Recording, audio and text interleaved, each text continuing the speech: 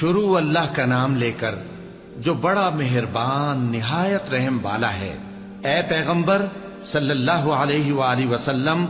لوگوں سے کہہ دو کہ میرے پاس وحی آئی ہے کہ جنوں کی ایک جماعت نے اس کتاب کو سنا تو کہنے لگے کہ ہم نے ایک عجیب قرآن سنا جو بھلائی کا رستہ بتاتا ہے، سو ہم اس پر ایمان لے آئے، اور ہم اپنے پروردگار کے ساتھ کسی کو شریک نہیں بنائیں گے، اور یہ کہ ہمارے پروردگار کی شان بہت بلند ہے، وہ نہ بیوی رکھتا ہے نہ اولاد،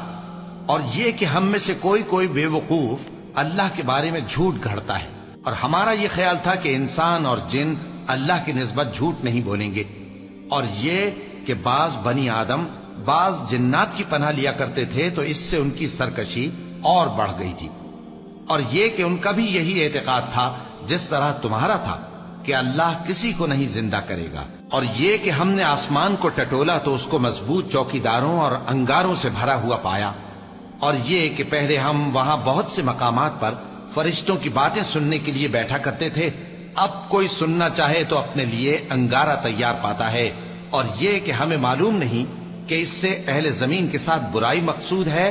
یا ان کے پروردگار نے ان کی بھلائی کا ارادہ فرمایا ہے، اور یہ کہ ہم میں بعض نیک ہیں اور بعض دوسری طرح کے، ہمارے کئی طرح کے مذہب ہیں، اور یہ کہ ہم نے سمجھ لیا ہے کہ ہم زمین میں خواہ کہیں ہوں اللہ کو ہرا نہیں سکتے اور نہ بھاگ کر اس کو تھکا سکتے ہیں، اور جب ہم نے ہدایت کی کتاب سنی اس پر ایمان لے آئے، سو جو شخص اپنے پروردگار پر ایمان لاتا ہے تو اس کو نہ نقصان کا خوف ہے نہ کسی طرح کے ظلم کا، اور یہ کہ ہم میں بعض فرما بردار ہیں اور بعض نافرمان ہیں، تو جو فرما بردار ہوئے وہ سیدھے رستے پر چلے، اور جو نافرمان ہوئے وہ دوزخ کا ایندھن بنے۔ اور اے پیغمبر صلی اللہ علیہ وآلہ وسلم، یہ بھی ان سے کہہ دو کہ اگر یہ لوگ سیدھے رستے پر رہتے تو ہم ان کے پینے کو بہت سا پانی دیتے تاکہ اس سے ان کی آزمائش کریں، اور جو شخص اپنے پروردگار کی یاد سے منہ پھیرے گا وہ اس کو سخت عذاب میں داخل کرے گا، اور یہ کہ مسجدیں خاص اللہ کی ہیں تو اللہ کے ساتھ کسی اور کی عبادت نہ کرو، اور جب اللہ کے بندے یعنی یہ پیغمبر صلی اللہ علیہ وآلہ وسلم اس کی عبادت کو کھڑے ہوئے تو کافر ان کے گرد ہجوم کر لینے کو تھے۔ اے نبی صلی اللہ علیہ وآلہ وسلم، کہہ دو کہ میں تو اپنے پروردگار ہی کی عبادت کرتا ہوں اور کسی کو اس کا شریک نہیں بناتا،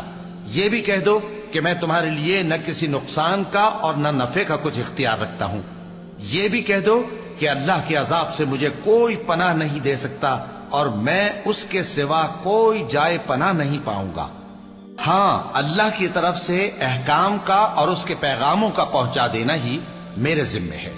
اور جو شخص اللہ اور اس کے پیغمبر کی نافرمانی کرے گا تو ایسوں کے لیے جہنم کی آگ ہے، وہ ہمیشہ ہمیشہ اس میں رہیں گے، یہاں تک کہ جب یہ لوگ وہ دن دیکھ لیں گے جس کا ان سے وعدہ کیا جاتا ہے، تب ان کو معلوم ہو جائے گا کہ مددگار کس کے کمزور ہیں اور شمار کن کا تھوڑا ہے۔ کہہ دو کہ جس دن کا تم سے وعدہ کیا جاتا ہے میں نہیں جانتا کہ وہ عنقریب آنے والا ہے یا میرے پروردگار نے اس کی مدت دراز کر دی ہے، وہی غیب کا جاننے والا ہے، سو کسی پر اپنے غیب کو ظاہر نہیں کرتا، ہاں جس پیغمبر کو پسند فرمائے اور اس کو غیب کی باتیں بتا دے تو اس کے آگے اور پیچھے نگہبان مقرر کر دیتا ہے تاکہ معلوم فرمائے کہ انہوں نے اپنے پروردگار کے پیغام پہنچا دیے ہیں، اور یوں تو اس نے ان کی سب چیزوں کا ہر طرف سے احاطہ کر رکھا ہے اور ایک ایک چیز گن رکھی ہے۔